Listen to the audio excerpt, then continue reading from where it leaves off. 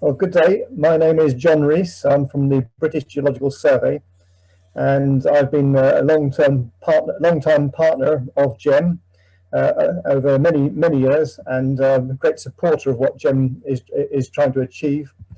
And one of the really great aspects of GEM is not that it's just dealt with hazard, but it's very much dealt with the earthquake risk, and increasingly it's interested in risk across multi-hazards.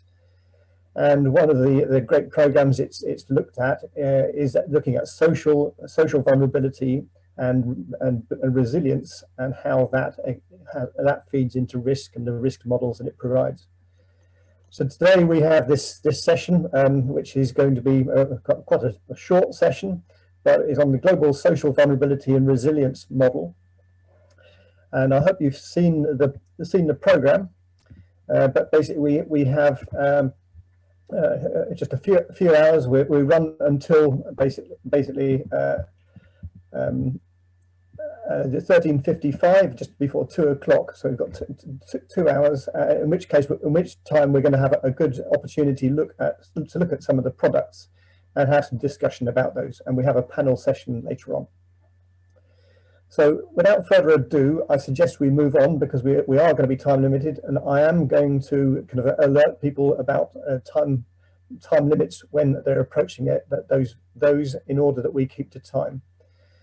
So may I suggest that now that we move to John Schneider, who heads up GEM at the moment, and he will introduce some more about the core activities of GEM.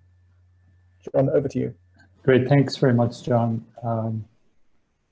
Very excited about this session. It's been a long time coming for us to have a product that we could show everybody on a global scale for social vulnerability. So I would like to give a bit of background here. Let's see. Sorry, my slide's not advancing. And why is that?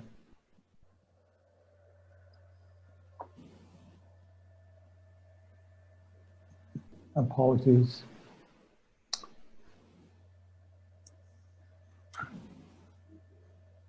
Yeah, my slides are not advancing. Okay, what do we do? It worked just 1 second ago, so.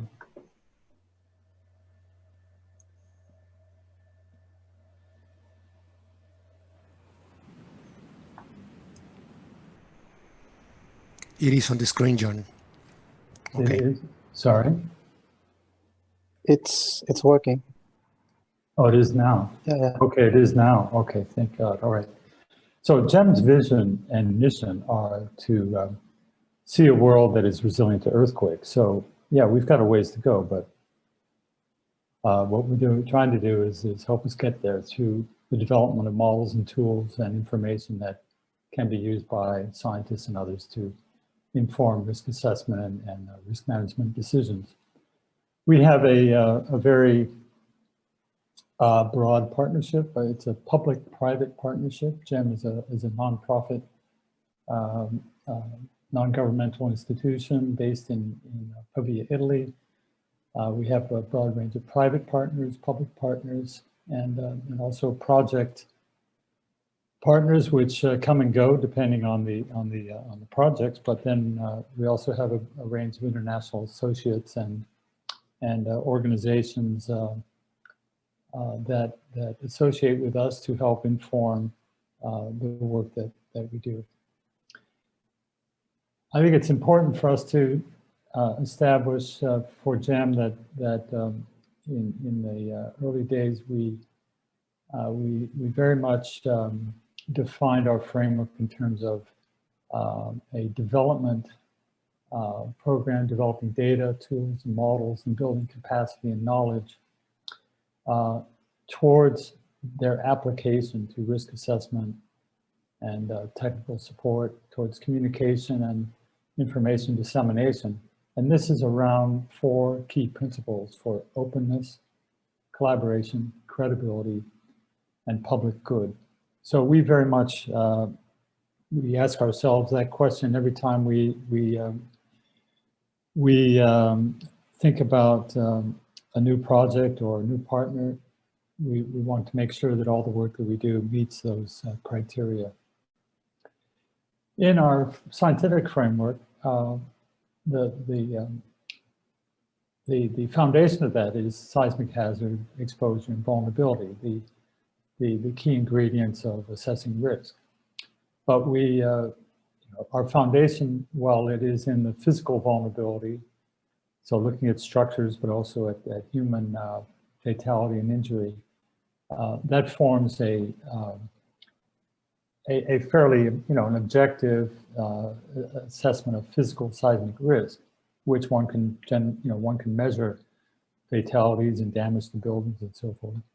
But from the very beginning of GEM in 2009, we also agreed that socioeconomic vulnerability and resilience had to be a key component of this if we were going to really advance the state of understanding of earthquake risk and promote resilience and disaster reduction. So we've been working on this for a while, chewing on it, you might say, but we've certainly not solved it. Another component of our work, very much the sort of engine, you might say, behind GEM is the open Quake engine and a range of tools that are built around that, which are for scientists and engineers to develop models, to run analyses, and to evaluate risk. There are hundreds of users, if not thousands, around the world, and studies have been done worldwide on earthquake hazard and risk using these tools, which are freely available to anyone who wants to use them. So ingredients of a global model, then, I mentioned the hazard, the vulnerability, the exposure. And so what we've done over the last number of years is built information contributing to all these layers that has gone to building a global model for earthquake hazard and risk. The result of that work is shown in this slide, which is a representation of earthquake risk globally. Now, to make this, to put this together required putting together models from, I think it's 30 different regional and national models have been combined into a mosaic to create this, using a uniform set of tools and a uniform methodology. So OpenQuake underlies this entire model. But then what about social vulnerability?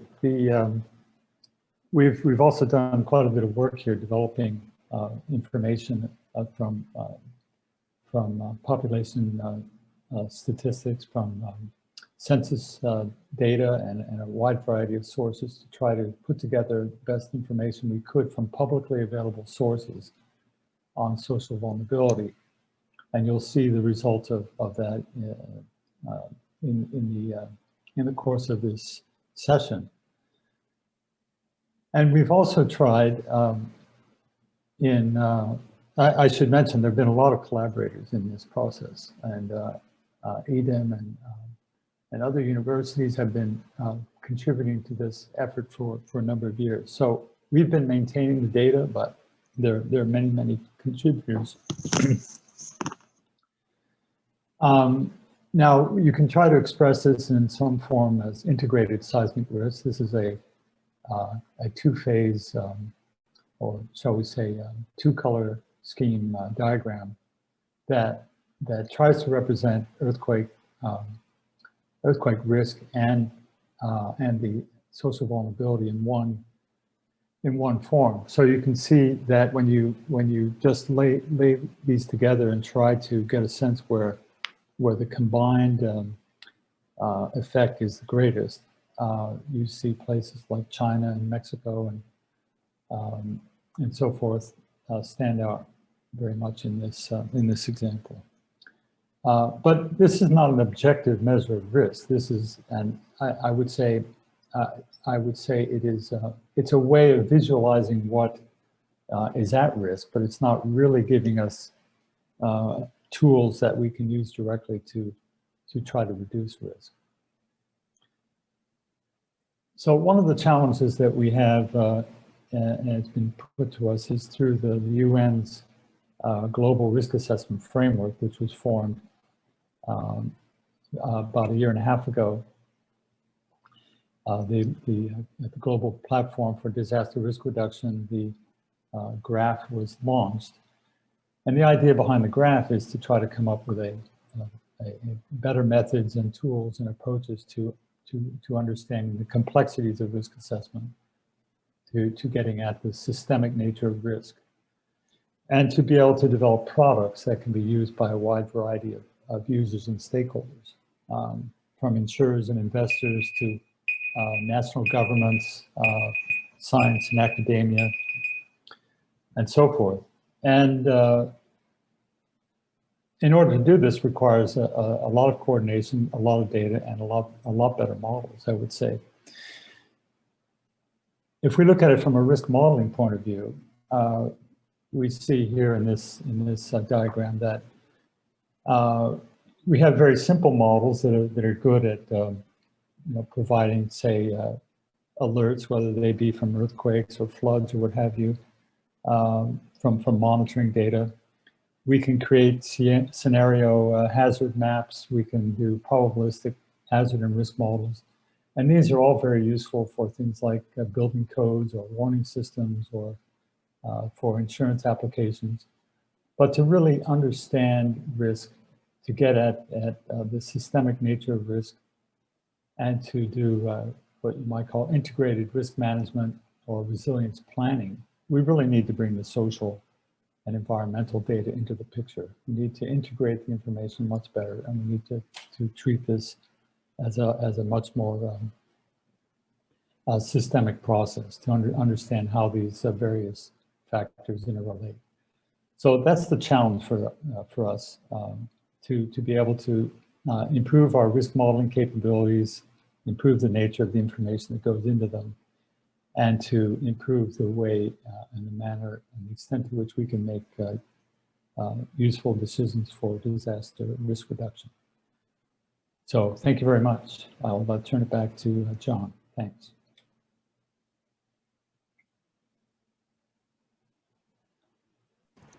John, you're muted. Sorry. Apologies, never happened before. Next, we have Ana Beatriz Esvado Jaramillo, who is going to tell us something about the GEM OpenQuake risk modeling framework. Yeah, hi. Hi. Thank you. John, could you stop sharing your screen so I can begin with mine? Yeah, just a second. Yeah, sure. Can someone do that for me? Because I seem to be... Yeah, perfect. Okay. So just let me know you're looking at my screen. Is that okay? Yeah, we see it. We can see that. Yep. Okay, so thank you so much for the invitation. I'm going to briefly talk to you about the GEM OpenQuake risk modeling framework. I'm a professor of a university in University in Colombia, and I've been using OpenQuake. So I'm going to talk to you about this topic, and I'm going to show you some results of a recent work that we did about the seismic risk assessment of the residential buildings of the major 3 cities in Colombia, which are Medellin, Bogota, and Cali. So Colombia is a country in South America, and we have 3 cities that have a population of more than 2.5 million people. So you can imagine that to have such big cities make it very difficult to assess the seismic risk. But we were able to do it because we had the collaboration of different institutions. Of course, we had the collaboration of GEM, but we also have the collaboration of the the Colombian Geological Survey, and the early warning system of Medellin. So what I'm going to do is that I'm going to tell you how we assess the seismic risk. If you want to do a risk assessment, you will need 3 models. You will need a hazard model, an exposure model, and a vulnerability model. If we are going to talk about seismic risk assessment, we're going to be talking about earthquakes. So for the seismic hazard model, we will need to know which are the expected ground motion fields that can be generated in a period of time. In order to know about the exposure model, we will need to know which are the characteristics of the infrastructure. And in this research, we were talking about residential buildings. So we need to know how many buildings they are, where they are located, which are their characteristics. And also we need to know how many people live in those buildings. And for the vulnerability model, we will need to know which is the behavior when an earthquake comes for each of the buildings of the model. So these 3 models should interact together, and you can imagine that it's not easy to develop such models. But as I told you before, because we had the collaboration of other institutions, we were able to use the Colombian latest seismic hazard model that was developed by the Colombian Geological Survey with the help of GEM. For the exposure model, we use some models that have been developed in the last years at EAPIT University by myself and my students. And I want to show you here a picture of my city. This is Medellin. And as you can see, this city has a lot of buildings. So it's not so easy to develop these models. But we have been doing this for the last years. And for the vulnerability model, we use some models that have been developed by GEM. They're open, anyone can use them. So once you have these 3 models, what we need to do is that we need to put them all together, and we did that with OpenQuake. OpenQuake is an open source software, which is free, as John just told us, and we can do seismic risk assessment with this software. So I'm going to show you the results. There are different ways to show the results from an assessment. One way is to see earthquake scenarios. And when we talk about earthquake scenarios, we want to see the consequence of a given event. So I'm showing you here 2 different scenarios for Medellin. And these are possible events that can happen. And what we can see is that we can see the consequence in terms, for example, of the damage of the buildings. We can see if there is buildings that have no damage or if they have complete damage. We can also see the effects of the economic losses. And as you can see, we can see how they are distributed in the city. And we can also see the effect on people. We can see how many people are injured or the number of fatalities. So that's what we do when we have one given scenario. But there is another way to compute risk metrics. And in this case, we need to see the results of many earthquakes. And when we do that, we are able to compute metrics like average annual losses, which are very useful for decision makers. We can also see, for example, loss exceedance curves, which refer to the frequency of the losses that are going to occur because of these earthquakes. We can also see how these losses are distributed in the city, and we can see which are the building typologies that most contribute to these losses. So these are very interesting metrics that can be used by decision makers. So this was a very short and brief explanation of how we compute, of how we do a seismic risk assessment. But I want to spend a couple of minutes telling you how I moved from being someone that just knew some basic things about seismic risk assessment, and how I'm here today talking to you about how to do a seismic risk assessment. So it all started in 2013 when I was invited by GEM to be part of a project which is called the South America Risk Assessment Project. In this project, I was invited to be part of the team that was going to develop the exposure and vulnerability models. But during this project, we also received some training on seismic risk, and we received an introduction to OpenQuake. After the project finished in 2015, but my relationship with GEM did not, I realized that I needed to increase my knowledge on seismic risk.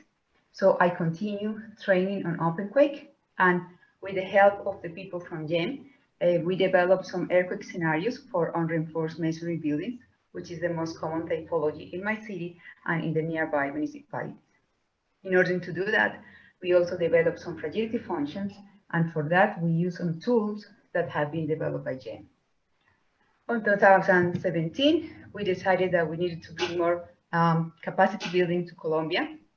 So once again, with the help of the people of GEM, we had a 3-day workshop and seminar. It was in Medellin, and we have the attendance of more than 100 people. We have people from the academia, from the public sector, private sector, and we also have the collaboration of different Colombian institutions that are related to risk management. Also from 2017, we began to teach Open Quake in the classroom. So from this year's graduate and undergraduate students of civil engineering in EAFIT University in Colombia are using Open Quake and are doing seismic risk assessment. And also because of that, many master and doctoral theses have been using Open Quake to assess the seismic risks, not only of building, but also from other type of infrastructure like water supply systems. Also from 2017, but mainly in the last 2 years, we have generated a collaborative network. Just showing you here some of the institutions, but we've been working together with people from Colombia, but also with people from other countries. And this is very important because we keep working on seismic risk assessment. So just before I close, I just would like to mention some of what I think are the key issues that we still need to work. There's a lot of work to be done on this field. I'm talking about urban earthquake risk assessment because this is what I've been doing lately. We need to develop more accurate models. We also need to consider the uncertainty in the risk assessment. There's a lot of uncertainty, but we need to be aware on which is the best way to include this uncertainty. We also need to keep working on how we choose the best earthquake scenarios. I didn't talk about this on my talk, but we also need to think which is the best way to consider soil effects. And we also need to keep working on how we can consider earthquake secondary effects, like, for example, liquefaction or landslides. And there is also the need to develop vulnerability models for each local vulnerability models for each building typology. And I could keep talking about so many topics, but there is one topic that I want to stress, and is the need to understand the social economic effects that are derived from earthquakes. This is a topic that I have not yet addressed. I'm hoping that in the near future, I can include this to my studies. So far, I only give an insight of physical what the physical results of a seismic risk assessment, but for sure we need to understand more these socioeconomic effects. And these are just technical issues, but actually, if we really want our work to be used, if we really want to do something so we can improve the resilience to earthquakes, we need to be sure that this is a multidisciplinary work. We need to have collaboration. Open source technology like OpenQuake, I believe, is a key. And we also have to keep working on building capacity, on risk education and communication. And we have to develop metrics that are more centered on people.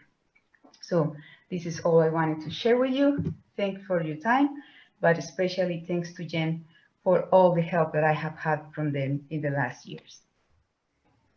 Thank you, Anna. Thanks very much for describing the framework, but also for giving your history on how your experience of OpenQuake. Okay, next we are going to move on rapidly to Chris Burton, who's going to tell us something about the current state of the global social vulnerability and resilience modeling. Chris, over to you. Hello. I'm proud to have the opportunity to speak with you today. My name is Dr. Christopher Burton. I'm assistant professor in the Department of Geography at the University of Connecticut, Yukon in the United States. I'm the former social vulnerability and integrated risk coordinator at the Global Earthquake Model. So I've been working with the GEM family and GEM collaborators since about 2012, so quite a few years. what I'm going to report to you on is essentially the current state of global social vulnerability and resilience modeling within the global earthquake model. This was a presentation that was originally offered at the Understanding Risk Forum in December 2020. This was done online because of the pandemic. Before I get going, I'd just like to acknowledge the authors that helped to work on this project, and those are here, but also the many people that are too many to mention that gave advice, gave some solid feedback, and also helped in making it is what I'm about to demonstrate to you today, making this come to life. So the work that I'm going to present is basically a reaction to the global hazard model and global risk model that was published in 2018. What's needed is a complementary map of social consequences and social issues that deal with earthquake risk.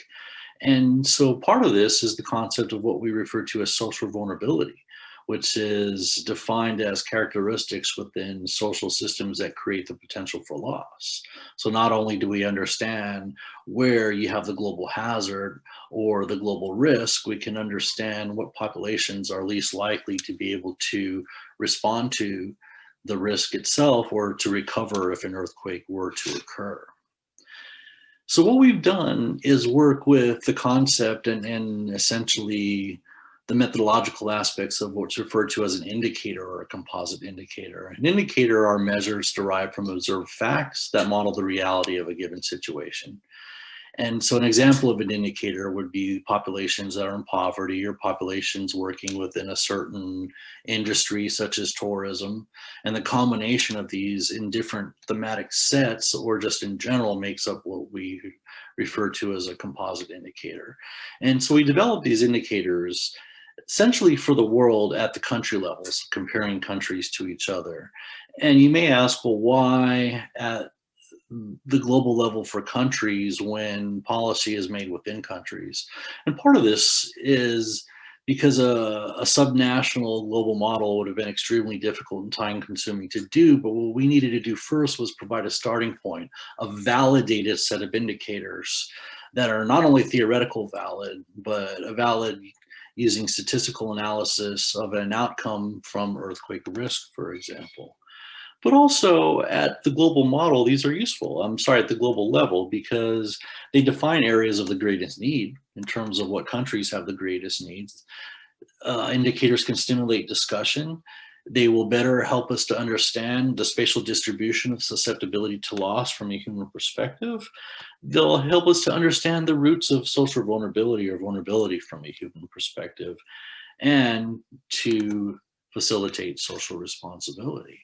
So what do we do? Where do we go from here? How do we develop these composite indicators? And essentially it's an 8-step process, and I'll talk about this throughout the presentation. But the way this work was broken up is essentially into 2 tiers. And so I'll kind of break down the workflow of the first tier for you. And this was a stage where essentially we collected data and tried to really understand this concept or concepts. So the starting point was a review of over 300 articles dealing with either recovery or vulnerability or resilience from earthquakes. Specifically from earthquakes, because it's arguable that drivers of social vulnerability, for example, to drought, or drivers of resilience to drought will be very much different from that of an earthquake. So we did this literature review to be able to tease out the drivers specific to earthquakes. And within so developed a taxonomy in these different categories that we would collect data. And so that would be social vulnerability, or within the economic realm of economic vulnerability. And within the area of recovery and reconstruction potential, which is very similar to the concept of disaster resilience. Once this taxonomy was developed and we essentially had an understanding of what variables, individual indicators drive social vulnerability, economic vulnerability, recovery, we went through a data collection process in which several hundred indicators were collected. And for an indicator to be collected, it had to be justified in the literature as being linked to the social, the economic, basically our taxonomy. So if it wasn't linked in some type of way in the literature, This was data that was never collected. The data had to be freely available because GEM is open source. And the data has to be amenable to downscaling, offered at subnational levels of geography in various countries, because we want to be able to downscale, especially going into the future. So with that said, tier 1 was the review and the taxonomy, the collection of data, and then went on to a second tier, which is the validation stage that I'll discuss as we go. So these are the different broad categories of our taxonomy for measuring the societal characters vulnerability. So first was social, or what we refer to as social vulnerability. And again, it's the measurement of characteristics in social systems that create the potential for harm. It's essential to capture differential capacities to reduce earthquake risk.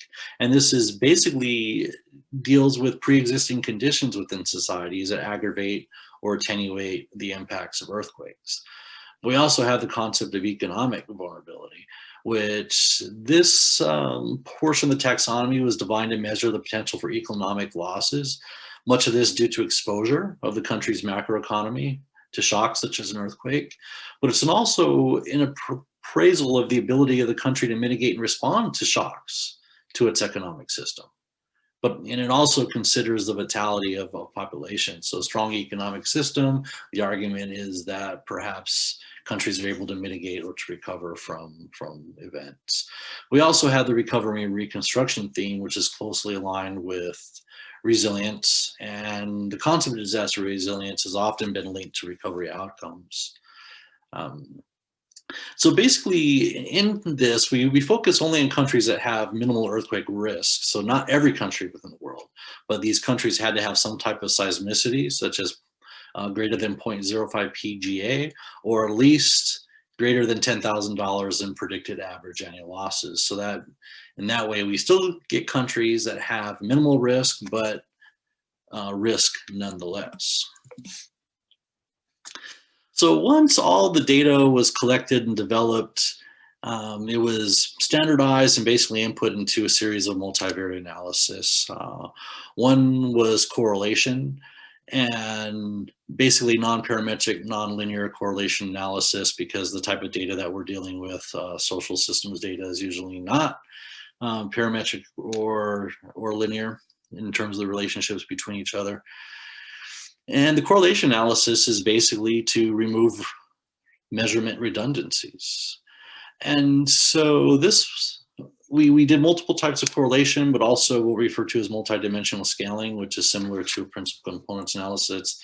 It's essentially a two-dimensional data clustering technique that allows us to understand the relationship between variables. And at the end of the day, we were able to reduce the data set from about 78 that we could actually collect in terms of the number of different indicators to 53.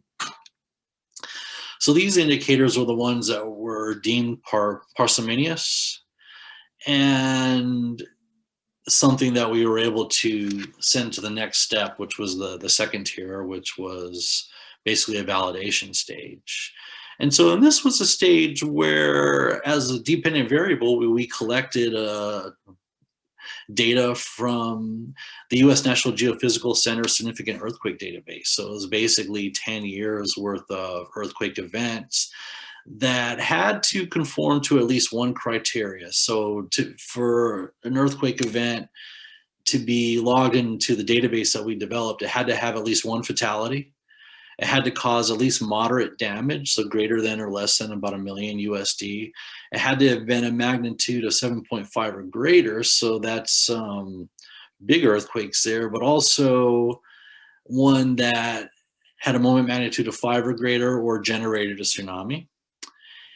And the combination of these allowed us to be able to account for at least the large earthquakes, but also ones that were smaller, like a category magnitude 4 or 5, for example, that did cause some type of moderate damage. So the data that we collected from this database was, one, total losses per event. And of course, each event was assigned to its respective country. The damage or destroyed houses per capita fatalities, and per capita casualties. So all these were developed as independent variables to be applied essentially in machine learning and statistical analysis. So what these dependent variables did was allow us to have some type of outcome measure. So some type of earthquake consequence. And in doing so, there was the ability there to use things like, well, ordinal logistic regression, for example, was one of the methodologies, and also things like random forest machine learning, both supervised and unsupervised machine learning, to basically associate the indicators, the social indicators we collected, the 53 of those, and the different dependent variables. So we were able to make statistical associations between those individual variables and the outcomes. And these were the variables that were essentially included in our indices. Those that we knew had a statistical association with earthquake consequences. And other steps were conducted as well in terms of sensitivity analysis as we developed our models, because when you create a composite index, you're combining variables together. So we wanted to understand which ones were perhaps creating an index that was not necessarily well balanced. And as you can see here, some indicators are contributing more to the final results than others, and these areas were rectified. At the end of the day, these are the composite indices. What you see on the bottom is the variables that are included with them and within them, and also the directionality. So for example, inequality of the population, if we're measuring social vulnerability, those who have the majority or higher inequality contribute higher to a social vulnerability score. But things like adults in the labor force participation, or those with a high education, college education, for example, would perhaps detract from social vulnerability, and those go into the model as a negative.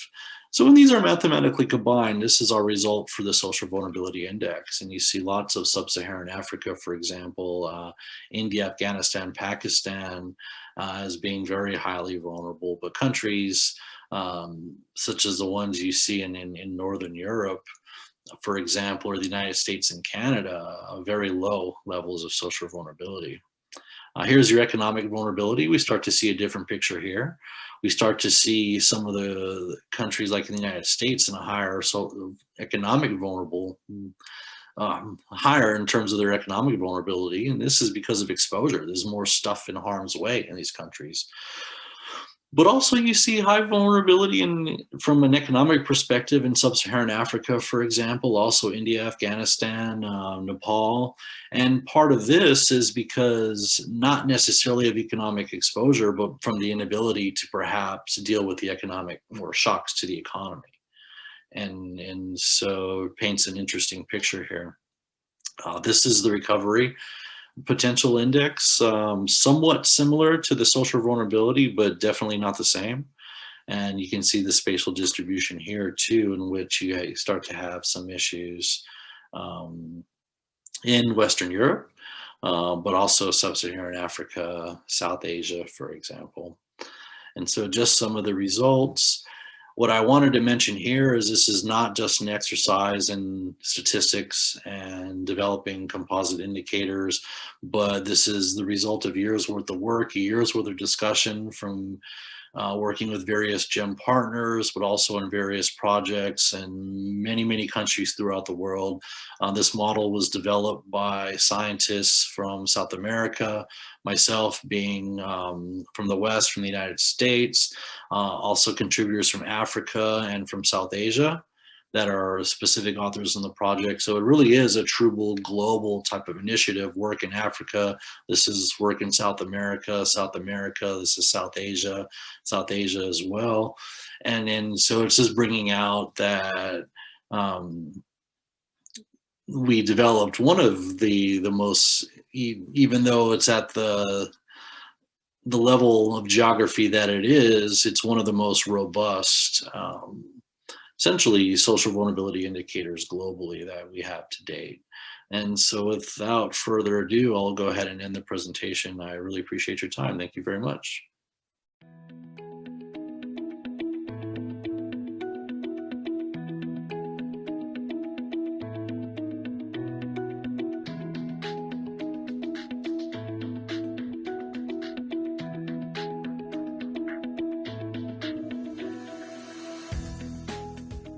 Good morning, good afternoon, good evening, everyone. Hello. My name is Surya Narayan Shrestha from National Society for Earthquake Technology Nepal, NSET, a civil society organization working with government and other civil society organizations for reducing earthquake risk in Nepal and in the region. And I'm going to talk about the evaluation of earthquake risk and resilience in one of the cities in Nepal. This is earthquake risk and resilience, but it's not just earthquake, but this is more like disaster risk reduction, disaster risk management.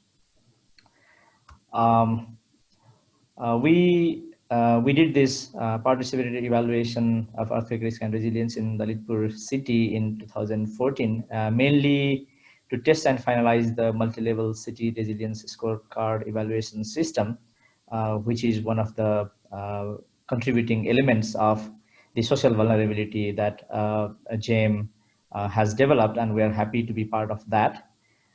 This was the test. However, for us, for the city in Nepal, for Lalitpur city specifically, it is the evaluation, preliminary evaluation of the earthquake risk and resilience for each of the ward of the city and also the municipality itself. So although it was a test, but it could give us good results and good impacts. It helped us to increase the understanding and internalize the existing vulnerabilities in the city. It motivated municipal stakeholders to fulfill the identified gaps, and it helped to shift from the conventional thinking of isolated and sporadic interventions for disaster risk management to the more broader municipal level strategic planning and implementation. So these are some of the impacts of the scorecard that we did in Lalitpur city. Lalitpur is one of the cities in Kathmandu Valley, the Kathmandu capital city, and which is suffering from earthquakes, fire, floods, road accidents, like these hazards, these disasters. As we all know, the resilience of the cities, there are several dimensions of measuring the resilience of the cities: the legal and institutional arrangement, the social capacity, the critical service and public infrastructures, emergency preparedness, planning and regulations, and awareness and advocacy, as indicated by the HFA and more generally the Sendai framework currently. And with the participatory process, we evaluated the risk and resilience in Lalitpur city back in 2014, and the workshop was organized in Lalitpur city, which was organized by the Lalitpur Metropolitan City, the Global Earthquake Model JAM, the South Asia Institute of Heidelberg University, the Center for Disaster Management and Risk Reduction, CEDIM, NSET, and USAID, and we are thankful for all these organizations for helping us in doing this evaluation. Through this evaluation, we came to know what is the status of different components of the resilience and risk in the city, what is the status of all the wards, and also aggregate in the municipality. For example, the score in terms of awareness and advocacy, score on social capacity, score on legal and institutional arrangements, planning regulations, critical services and emergency response, and the municipal stakeholders identified and somehow decided that the priority areas for the municipality should be on awareness and advocacy, should be on legal and institutional arrangements, also should be on the emergency response. So this is how the municipal stakeholders decided and acted to improve the situation accordingly. Then after the evaluation, the city with more broader thought and strategic planning, the municipality started on working on increasing the awareness and advocacy. The municipality organized several community and ward level awareness programs on disaster risk reduction. They conducted several orientation programs at the schools for improving the planning and implementation aspect. They did develop scenarios, the disaster scenarios, earthquake scenarios for different wards, which was the basis for more broader earthquake and disaster preparedness planning. They work to improve the legal and institutional systems. For example, they formed the disaster management committees in all 29 municipal wards of the municipality. They set up emergency fund for disaster risk management. Several emergency response and preparedness activities were conducted. Here I would like to mention that there are several organizations who are coming to support the municipality for disaster preparedness and emergency response capacity building. And all those supporting organizations' efforts were also brought together by the municipality in a comprehensive way, so that all the supports were focused based on the plan of the municipality, such as the local search and rescue training, the empowering women through disaster risk reduction, the women-led community fire response trainings, non-structural mitigation efforts, the community-based disaster risk management systems in the municipality. So all the efforts were integrated into the system based on the strategic plan. Now we believe that the disaster risk management system in the municipality has become more sustainable. As I said, all 29 wards have been, the disaster risk management committees in all 29 wards have been formed. The elected representatives have been leading the disaster risk reduction efforts. The disaster fund created, and they do annual planning, and activities are done based on the annual plans. And NSET has been appointed as the disaster risk management advisor of the city now. NSET has replicated the scorecard methodology, the tools in doing the assessment of the disaster risk management status in other cities also. For example, we use the local government self-assessment tool, LGSAT, for the assessment of other cities of Nepal. We did assess the situation in 30 municipalities of Nepal using the similar methodology and tools. We assess the knowledge, attitude, and practice in several municipalities of Nepal. We used this same methodology for assessment of the building code compliance in the municipalities, and risk perception survey at the local communities also. So these are some of the cities where we replicated the methodologies. This is an example of the knowledge, attitude, and practice survey in some of these municipalities. The way forward is we find that the scorecard method is very much participatory, interesting, and eye-opening for the political representatives, for the local government leaders, where the disaster risk management is still not very strongly developed. And therefore, this methodology has been very successful in enhancing the engagement, getting the buy-in from the local leaders. Now, next year, by March 2021, we have planned to do another round of evaluation in the Lalitpur city so that we can measure how much progress they have made in terms of disaster risk management. And NSET plans to continue the assessment methodology in other municipalities, other cities, and this will have to be integrated into the municipal disaster risk management planning system, the periodic assessment for monitoring and review of the progress. So this is a brief overview of how we did this scorecard methodology and how we have been thinking to replicate in other cities of the country. Thank you very much. Thank you, Surya. Apologies for the technical issues we've had in this session. May I suggest that we change the agenda slightly? We'll have two presentations as planned. I think we'll skip the question session, and we'll have a kind of a shorter panel session before we complete. So on that basis, can I ask Jer Torres to present first on his on social vulnerability in South America resilience performance scorecard. Jer, over to you.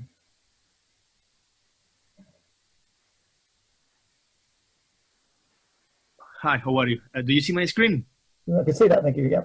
Okay, thank you. Thank you so much, and I would like to thank you all for the invitation to be presenting today about one of the applications that we have about these methodologies that GEM has been developed in order to develop their model.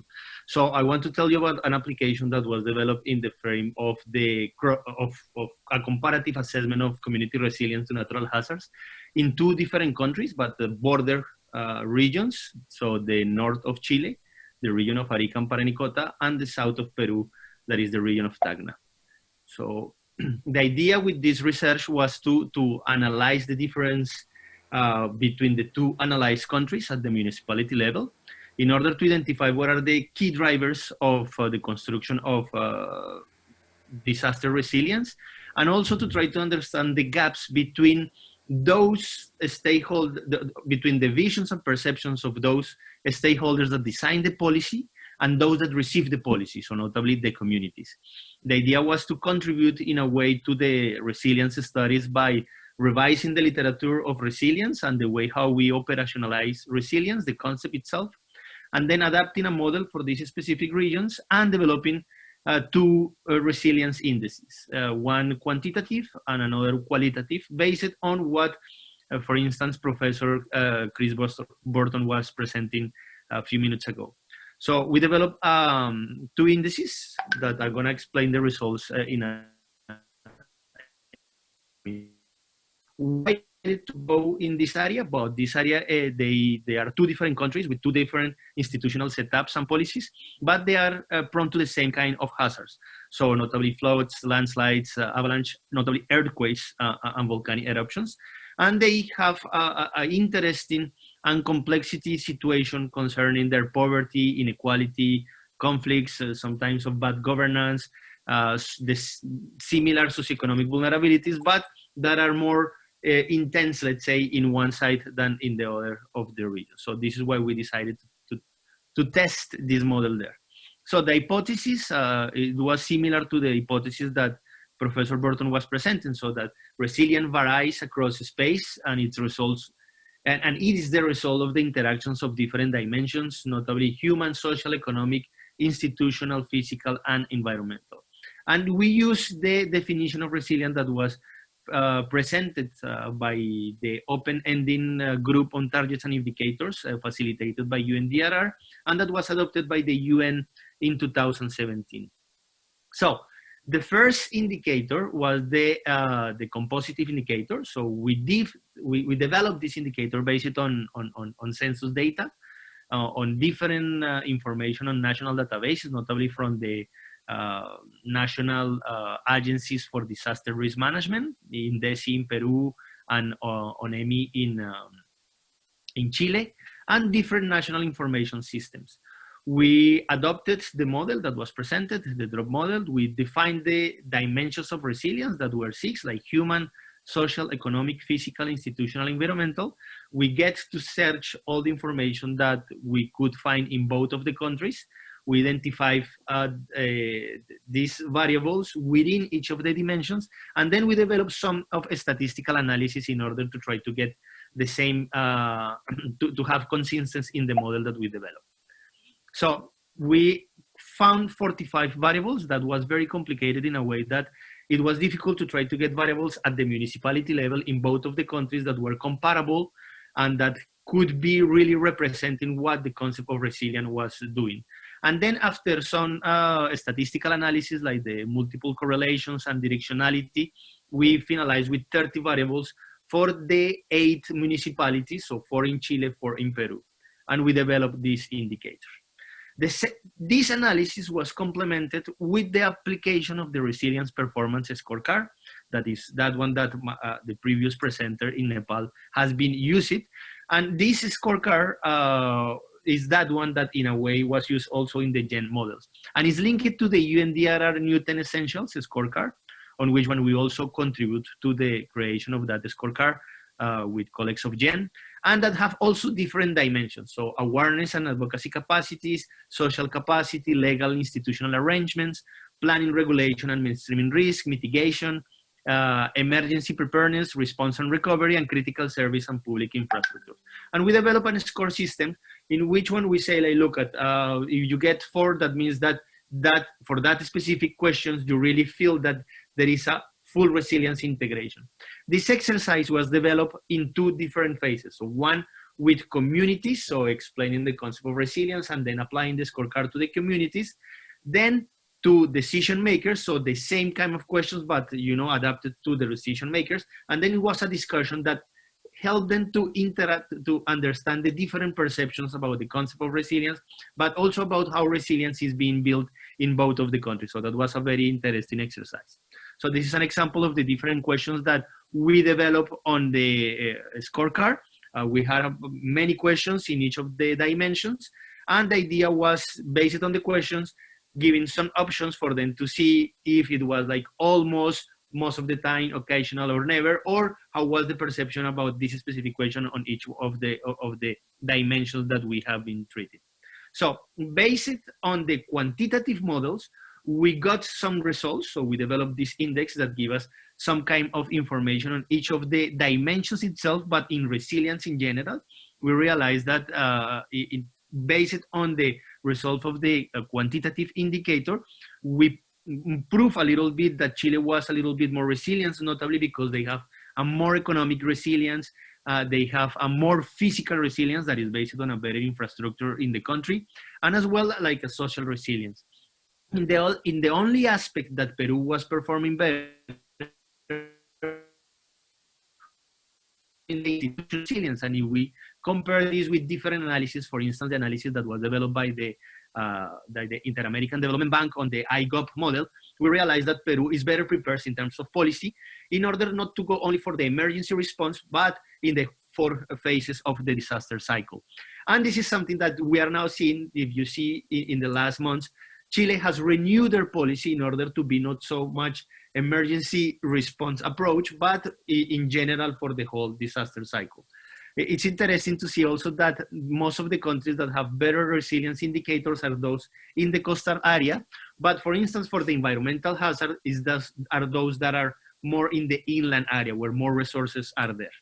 So what are the key drivers that we found that construct resilience in this specific area of study? So these are those that were those that really move the index in one way or another one.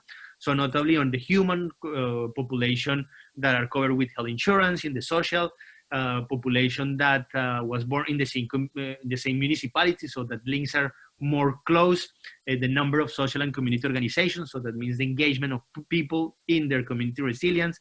On economic, we have, of course, population without income poverty, the employment diversification.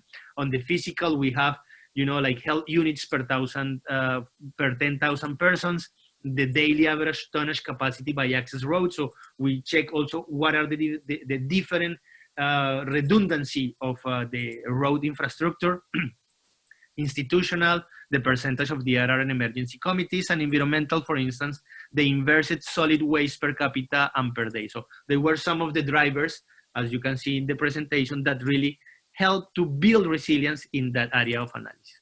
Concerning the second part of the analysis, we measure the different perceptions on the scorecard applications by authorities. Last 1 minute.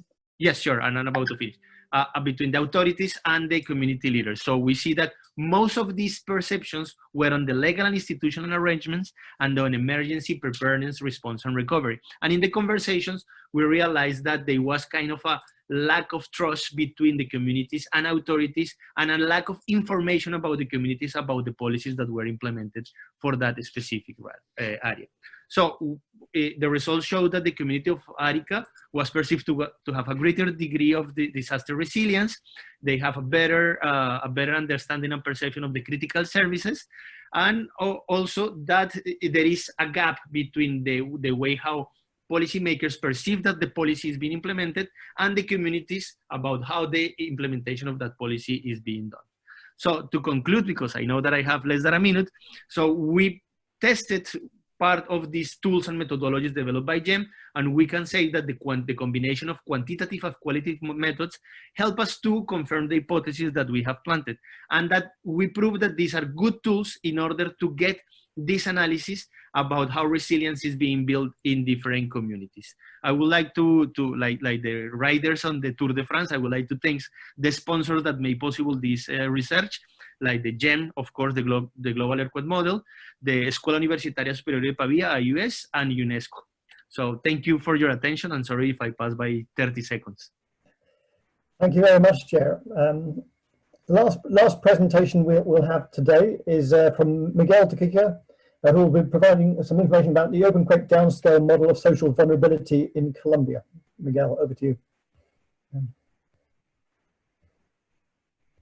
Thank you, John. Can you see my screen now? I can see that, yeah. Yes. Yes? Yes, can see that. Presentation, okay. Thank you, everyone. Thanks for joining today. I will try to go as quickly as possible so we leave enough time for the panel discussion. I'm simply going to go through to show you what we did in at global level and a downscales example basically in a case study that we did in Colombia. We've done some of these case studies in other parts of the world through other GEM projects, and for this I refer to the projects in Africa, in sub-Saharan Africa, in South America, and also in the Central America and the Caribbean. Basically, what we are trying to accomplish here is to look at how the methodology that we apply at global level can be, used also at local level or national or subnational level with some minor changes, but the methodology stays the same. This in the long term will help us, to help us and also the disaster risk management practitioners in better allocate resources for disaster risk reduction. Also will support local level policies and planning, and in general for a much more and understandable localized effect of the risk. Like I mentioned before, the methodology remains the same. We collect the data. In this case, for Colombia, it was from the census, national census of housing and population. Let's say we were very fortunate because the data was freely available and easily available. The census collected quite some information, so we had over 100 socioeconomic and housing indicators.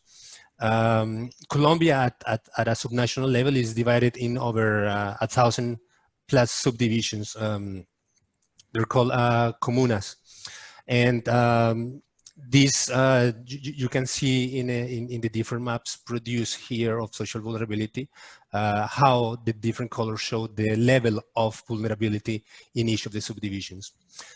All the data and the indicators are equally put under the same treatment. In this regard, I refer to the statistical analysis that is done, the regression analysis and the sensitivity analysis to determine how indicators play each other before we go into building each of the social vulnerability, economic, and recovery and reconstruction index. I need to point out that all this process is facilitated, done with GEM and OpenQuake tools. One of the beauties of this downscale modeling is that it also lets you understand the drivers of social vulnerability. So as we come up, as you see on the left, we come up with the social vulnerability index. We can also disaggregate the models and understand what's happening at subnational level in terms of those drivers that are leading these vulnerabilities. I'm just putting a couple samples here. These are popular indicators that can be further analyzed, and they usually, have to do with healthcare, with access to lifelines like potable water, like electricity, or even education. And this help us to understand what are those vulnerabilities and where exactly they're geographically concentrated and located. Besides having these socioeconomic indicators and indices, we're also looking at how this index is playing together with other GEM products, and for this I refer to the combination of hazard and the output of the physical risk maps. So we've been working also on producing the so-called integrated risk mappings, and I'm going to quickly show you how this is done and some of the output results for Colombia. We put together, this is done also through Quake. This is a QGIS plugin. We put together the sets of the index. This is the socioeconomic indicator of the socioeconomic index, so the economic vulnerability. And we're putting it together with the physical structural losses. This is quantified in average annual losses. And the results you see right here are graphically shown. This is a bivariate map where we can see very well how the physical risk is playing together in a country like Colombia with the economic vulnerability. So at a bigger scale, it's difficult to tell detail, but when we move to, for example, the north part of Colombia, this is the Atlantic coast, we can see how some subdivisions, this here is the department of La Guajira, we can see how they're actually experiencing both.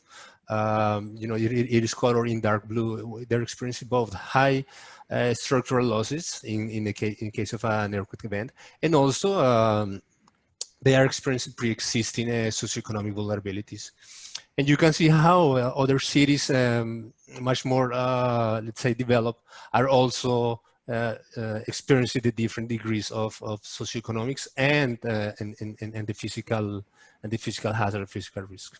Same happens in the center of the country, where we have major cities, and towards the Pacific coast, where we get to see that these subdivisions can easily experience both social vulnerability and also structural risk. Just to close very quickly, I want to let you know that all these products that we showed today, the global models, they are available on the Quake and GEM websites. So we have these three global maps available. These are the socioeconomic vulnerability, and the recovery and reconstruction maps. We have developed them using Quake and open source tools. They're available for anyone at the different links that we mentioned here that we have. And the outlook is to produce this much more localized analysis, where we can see how the social vulnerability conditions and the risks are playing together to understand what are those drivers that would need specific attention. In general, this work will easily help us to understand what are those factors that attenuate or aggravate the risk. We can identify those hotspots, I call it like that, in each country. Hotspots meaning the geographical locations that would need a specific attention. This can also help us understand what are the further localized risk assessments needed, and also allocate funding for future development of disaster risk reduction policies. And with that, I want to thank everyone. Thank you very much, Miguel. We're going to move now on to a very brief panel session, but if you have any questions for Miguel or the other presenters, would you please put them into the text, and hopefully the presenters will be able to answer you as we go through the remainder of the session. In the meantime, can I suggest we move on to the panel? We've got 4 panel members. We have Daniela Debucci, who works in the Scientific Advisory Unit of the Italian Civil Protection Department on scientific relations and agreements with research institutes and academia. We have Saskia Voners in the section head of Vulnerability Assessment, Risk Management and Adaptive Planning at the UNU. Irina Kolonovich is serving as a social policy officer in UNICEF, focusing on strengthening shock responsive social protection systems. And Jairo Valsarel is a civil engineer who's been supporting earthquake engineering projects in the Geological Survey Geological Service of Colombia. So I'm going to ask just the panel a few questions, and hopefully we'll get some useful discussion out of that. First question I've got for panel members is how can we better integrate social vulnerability into measurements of risk and to use it to inform risk reduction efforts? Who'd like to lead on that one? I start. Yeah. Okay. Thank you very much. Thank you, John, and thank you to Jem. In my opinion, social vulnerability is an important and integral part of disaster risk reduction. And what's important is that this applies to all risks, not just to seismic risks. So this is a component that is relevant also toward a multi-hazard risk approach. For me, this is a point very relevant. Of course, what do we mean with social vulnerability? We can understand and measure it in many different ways, also depending on the scale at a local, national, or global level, for instance. Just think about how to take into account the vulnerable groups when you have to manage an emergency. The elderly, the homeless, or more simply, people who do not speak the language of the country they're in. I mean, tourists, for example. And yes, so knowledge of social vulnerability helps to reduce risks. In particular, in my opinion, it allows to understand how to reach vulnerable individuals and social groups, because knowing social vulnerability is the basis to increase awareness of these groups. And this happens both in ordinary times and to reach them with information during emergency. That's quite important. Consider today is the International Day of People with Disabilities. Consider how important it is to reach with the right information these people to help them during an emergency. And social vulnerability also helps to design emergency plans that are more consistent with the real condition of the population. So when we come to the integration of the social vulnerability into risk assessment, we also consider the use of the risk models as a whole in policymaking. I mean, general strategies or priorities in risk reduction, investments, regulations, and so on. And in this perspective, social vulnerability can be integrated, that's your second question, if it is obtained from a quantitative analysis with a spatial distribution, so numbers and geography, let's say.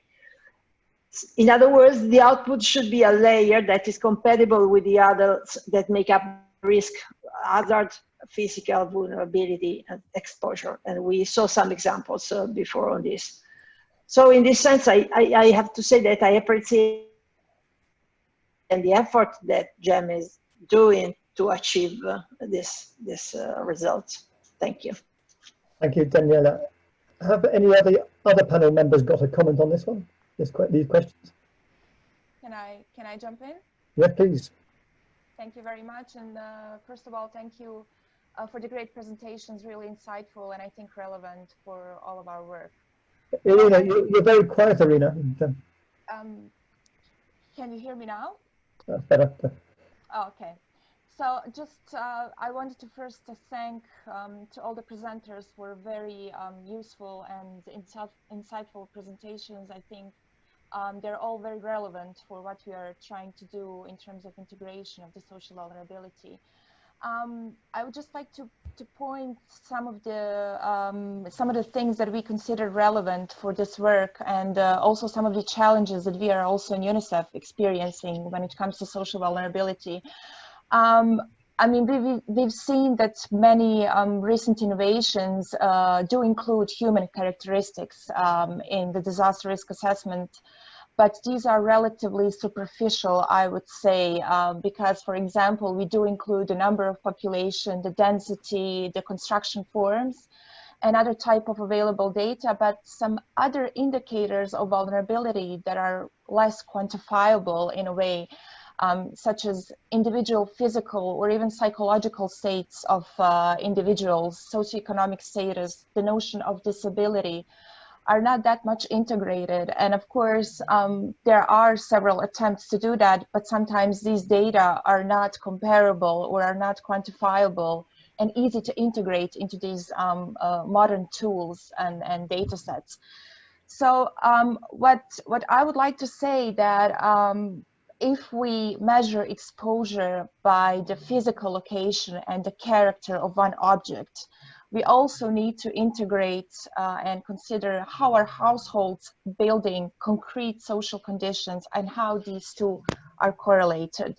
So it is important to mention that resilience is also shaped by the individual access to rights, to resources, and also to knowledge. And this is where we come to the notion, how do we communicate the risk information? Is this really accessible to all people, especially to people with disabilities? And how do we transfer this risk information into concrete actions? And that's where I think we as a community of practitioners need to also find some new ways. How do we translate this information that tends to be very technical in itself, and how do we make it more more action oriented? And I think the social vulnerability part over there really needs to involve social sectors into this discussion, and there I mean social protection, education, and health, because these sectors have a variety of data and knowledge about the social vulnerability and these root causes that we often talk about,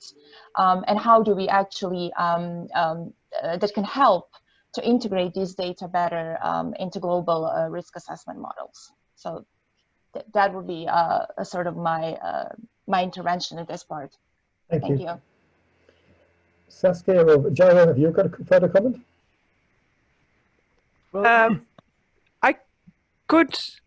I tried to make a bit of a summary comment also when we had to break, thinking a bit about the different questions. So then I could just say something about, maybe it's mostly related to the next question, also about the next steps, but it summarizes. I'm not sure we're going to have time to go through all the questions. So if you summarize what. Yeah, so I think that's maybe more practical.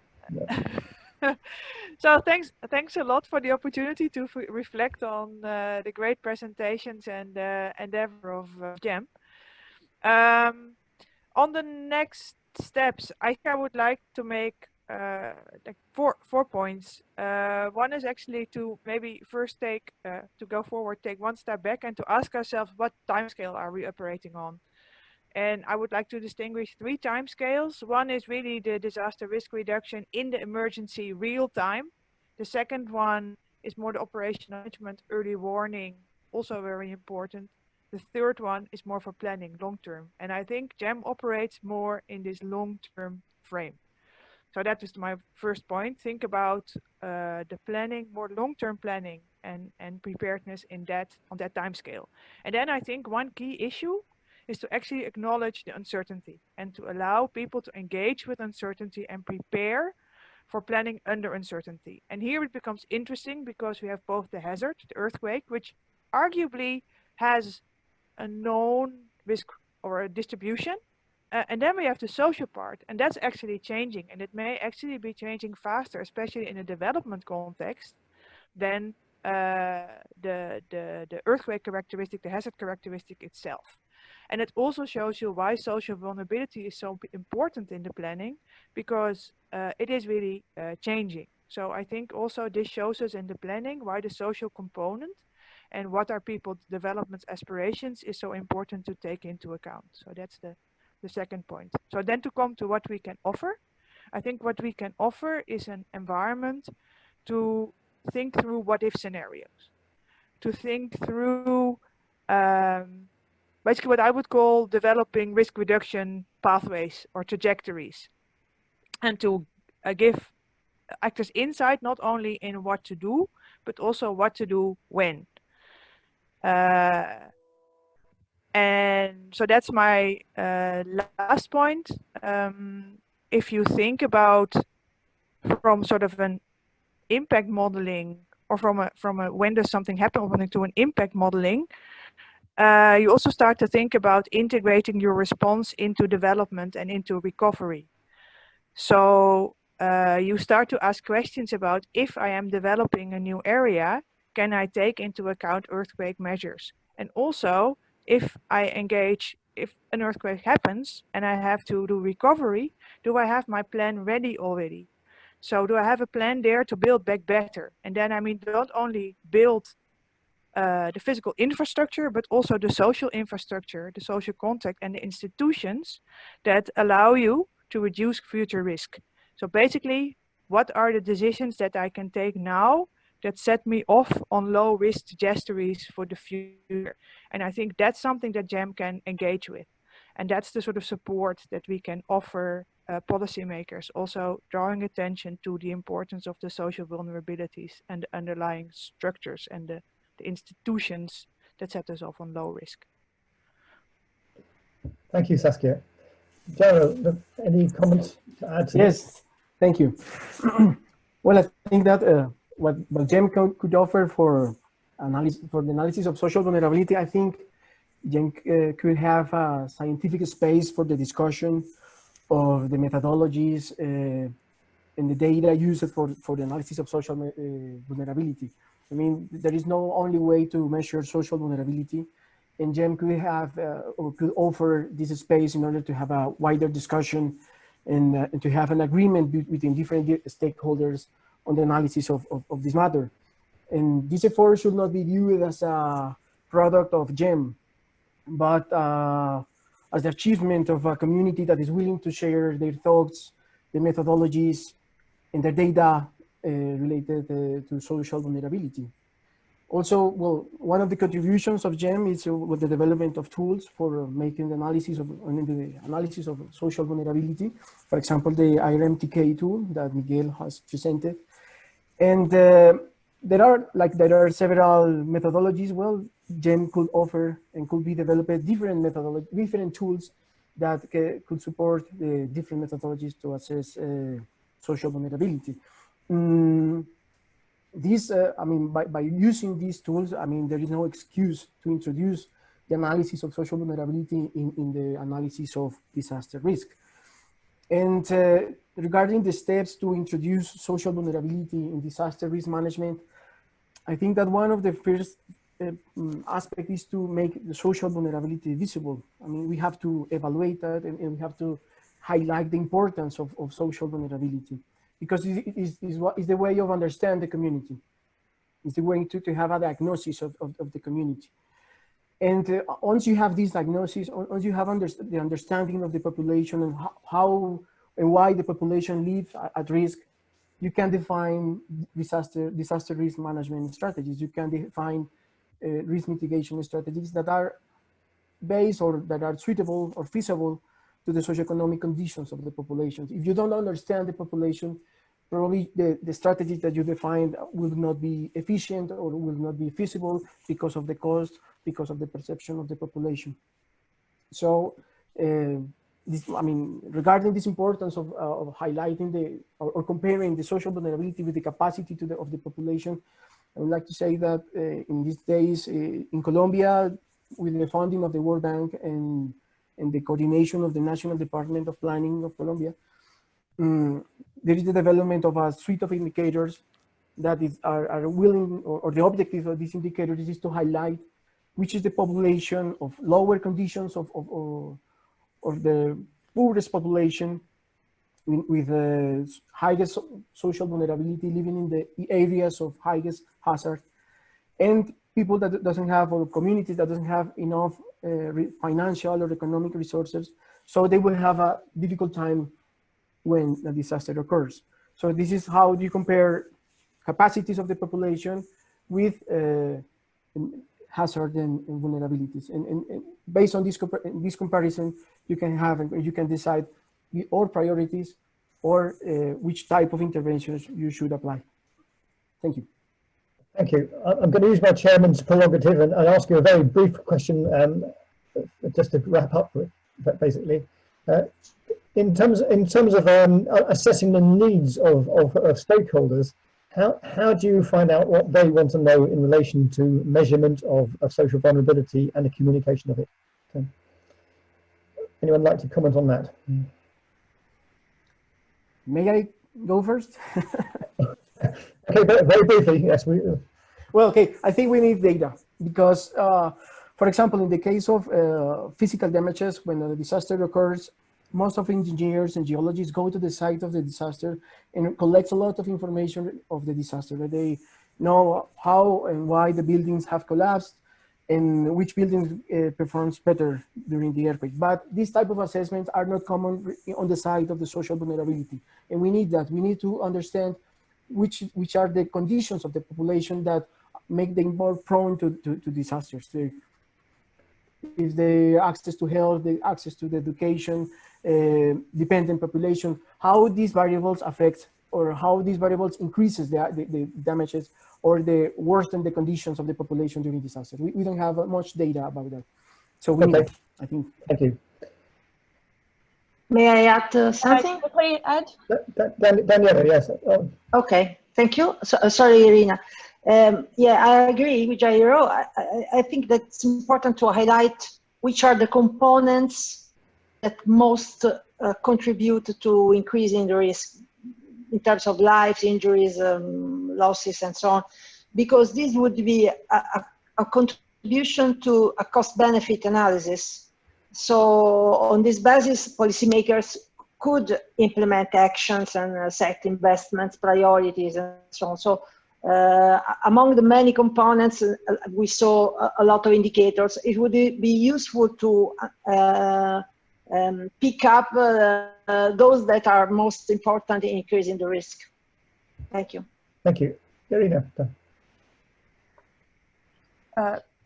Thank you very much. I would just like to add that what we would consider important when it comes to transferring the risk information into risk knowledge is really the governance side, institutionalization side. Something that we usually experience is that the risk assessment process stays very, so to say, closed in institutions that are.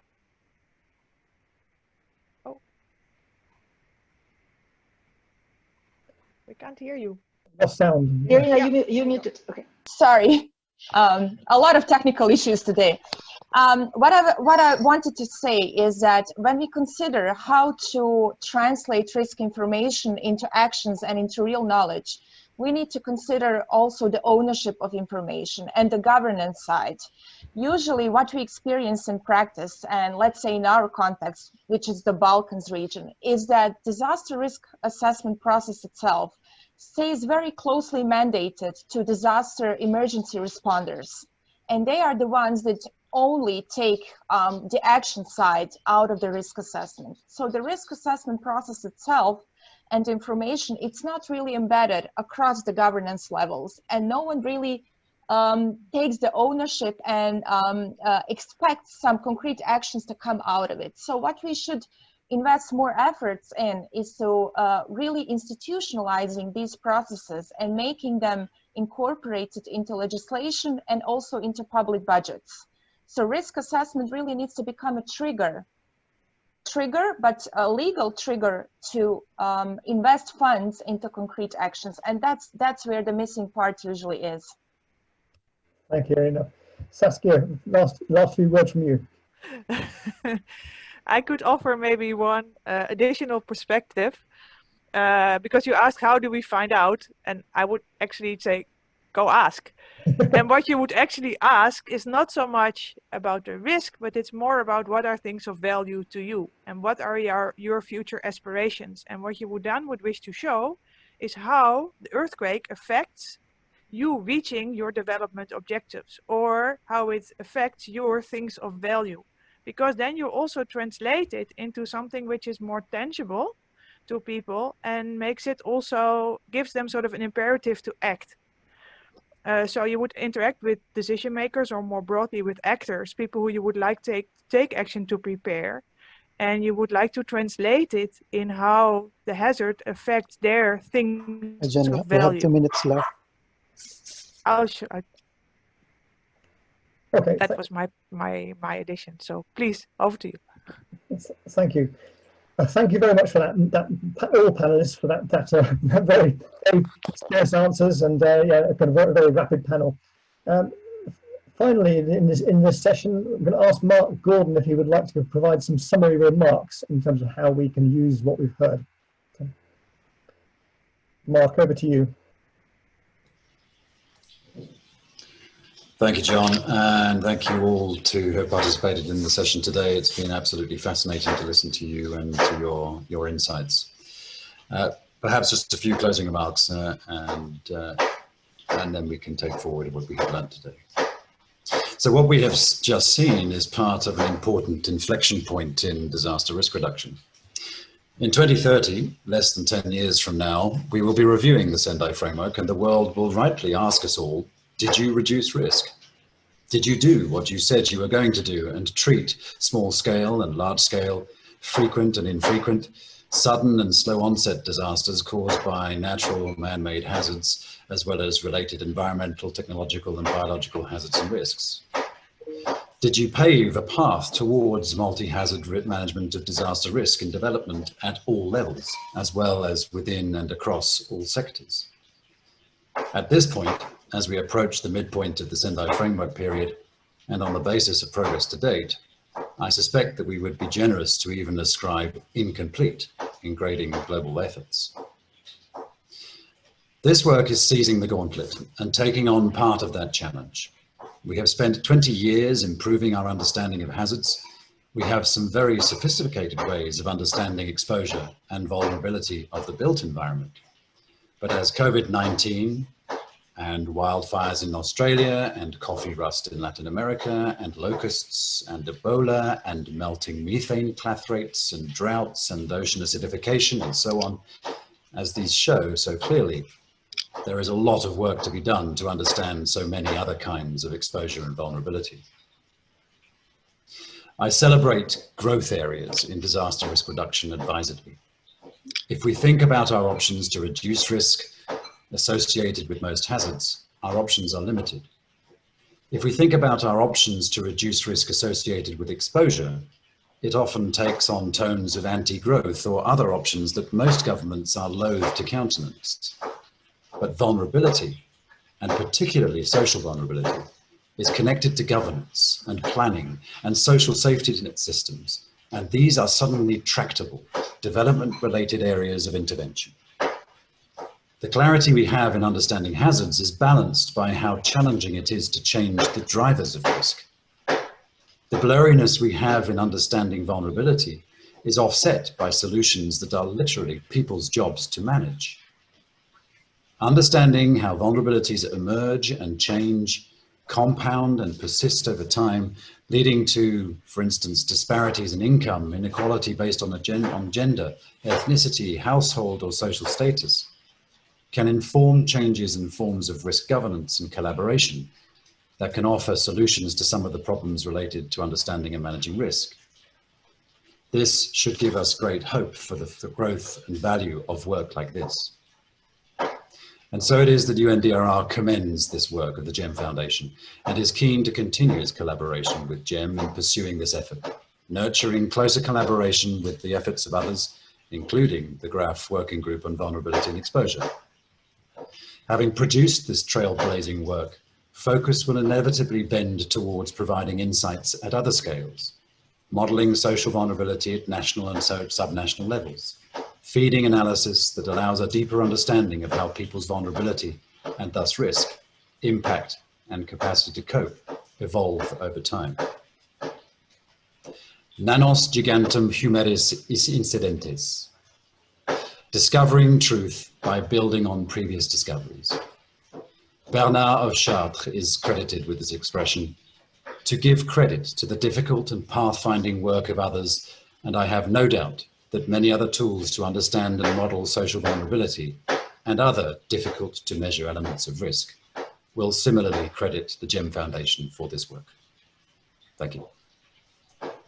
Thank you, Mark, for those inspiring words, and I think we can all agree with the messages you've given us. just to say thank you to all of you for persisting with this session. Thank you very much for to the speakers and the panelists, and apologies for the technical issues we've had, but I think it's been really valuable. The last word: if you have any further questions for the panelists, for the speakers, I'm sure if you email them, they'll be very happy to answer. So, thank you very much all, and enjoy the rest of the day. Thank you. Bye. Thank you. Thank you.